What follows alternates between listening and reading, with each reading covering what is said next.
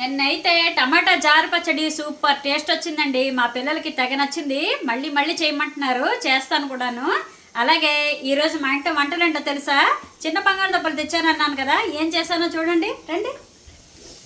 కమ్మని మెంతుకూర పప్పు, చిన్న దుంపలు మనం తెచ్చారని చూపించాను కదా, అదేమో చక్కగా ఉడకబెట్టి సగానికి ముక్కలు చేసి చిన్న చిన్న ముక్కలు చేసి వేయించానండి. వేడి వేడిగా కందికట్టు,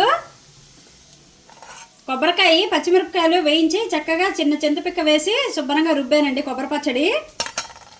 చల్లని మేగడ పెరుగు.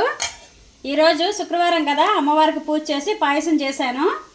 అలాగే వేడిగా రైస్ కుక్ అవుతుందండి. ఇదండి ఈరోజు మా ఇంట్లో వంటలు. మీరేం వంటలు చేసుకున్నారు? పండగ పనులు ఎంతవరకు వచ్చాయి? నేను ఇంకా స్టార్ట్ చేయలేదండి, దులపడం స్టార్ట్ చేయాలి.